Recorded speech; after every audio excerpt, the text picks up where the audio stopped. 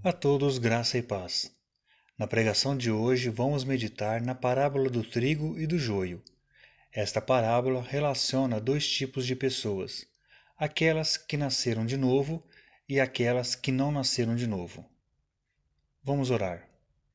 Senhor, nosso Deus e querido Pai, te damos graças por toda a sorte de bênçãos que o Senhor tem derramado em nossas vidas através de Jesus.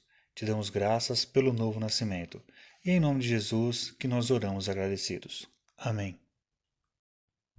Vamos abrir nossas Bíblias em Mateus capítulo 13, do versículo 24 ao versículo 30.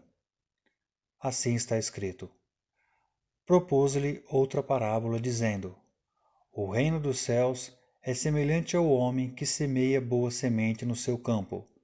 Mas, dormindo os homens, veio seu inimigo e semeou joio no meio do trigo e retirou-se. E quando a erva cresceu e frutificou, apareceu também o joio. E os servos do pai da família, indo ter com ele, disseram-lhe: Senhor, não semeaste tu no teu campo boa semente? Por que então tem o joio? E ele lhes disse: O inimigo é quem fez isso. E os servos lhe disseram: Queres, pois, que vamos arrancá-lo? Ele, porém, lhes disse: Não, para que ao colher o joio, não arranqueis também o trigo com ele. Deixai crescer ambos juntos até a ceifa. E por ocasião da ceifa, direi aos ceifeiros: Colhei primeiro o joio, e atai-o em molhos para o queimar, mas o trigo ajuntai-o no meu celeiro. A explicação desta parábola está em Mateus capítulo 13, do versículo 36 ao 43, onde o homem que semeia é Jesus, o campo é o mundo, a boa semente são os filhos do reino, o joio são os filhos do maligno, o inimigo é o diabo, a ceifa é o fim do mundo e os ceifeiros são os anjos. Neste mundo, a boa semente do reino de Deus está sendo plantada. As consequências desta plantação são duas. Uma é a vida eterna para aqueles que nasceram de novo, e a outra é o tormento eterno junto com o diabo e os seus anjos. No mundo existem aqueles que já nasceram de novo e existem os pecadores, aqueles que não nasceram de novo. Muitas vezes é impossível ao homem identificar quem é novo nascido e quem é pecador. Quando o dono do campo, que é o homem que semeia, disse para não arrancar o joio, era justamente para preservar o trigo. Em uma igreja existem os dois tipos de pessoas, os novos nascidos e os pecadores. A convivência entre esses dois tipos de pessoas sempre existiu e sempre vai existir. Somente Jesus é quem fará a separação. Os que são nascidos de novo resplandecerão no reino do Pai. Os que são pecadores serão lançados na fornalha de fogo, e haverá pranto e haverá ranger de dentes provocados pelo desapontamento que teve com as suas próprias atitudes. É quando irão dizer: Por que eu não dei ouvidos à pregação do Evangelho de Cristo quando tive a oportunidade de ouvir?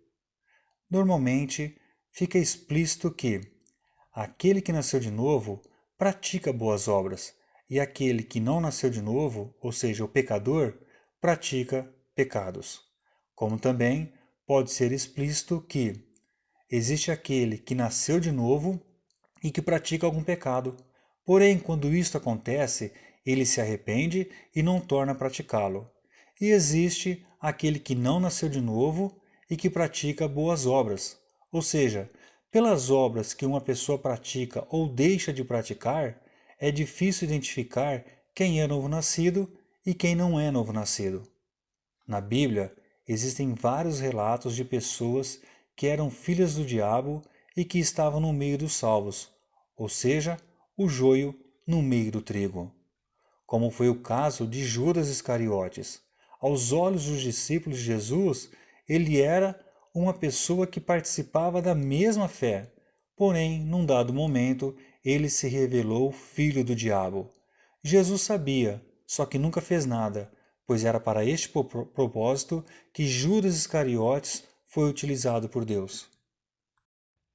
Judas Iscariotes é o exemplo do que vai acontecer com aqueles que não nascerem de novo. Judas, por causa da traição que fez com Jesus, de não ter dado ouvido a Jesus, ele amargamente range os dentes, pois estava desapontado consigo mesmo, por não ter ouvido e nem crido e nem nascer de novo. Judas se enforca por causa deste arrependimento. O que Jesus está afirmando é que nós, como igreja, não devemos julgar ninguém com relação à salvação. Isto não significa que a igreja não irá fazer nada com relação àquele que explicitamente está pecando. Muito pelo contrário. Veja o que Jesus disse em Mateus capítulo 18, do versículo 15 ao 17. Ora, se teu irmão pecar contra ti, vai e repreende-o entre ti e ele só. Se te ouvir, ganhaste a teu irmão. Mas se não te ouvir, leva ainda contigo um ou dois, para que pela boca de duas ou três testemunhas toda palavra seja confirmada. E se não as escutar, dize-o à igreja. E se também não escutar a igreja, considera-o como um gentil e publicano. Para concluir esta pregação, não haveriam melhores palavras do que as que estão escritas em Mateus 13:43. Então, os justos resplandecerão como o sol no reino de seu Pai. Quem tem ouvidos para ouvir, que ouça. Graças porque o Senhor nos fez filhos teus.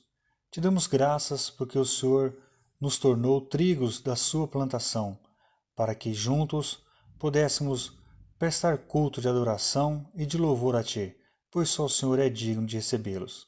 É em nome de Jesus que nós oramos agradecidos. Amém.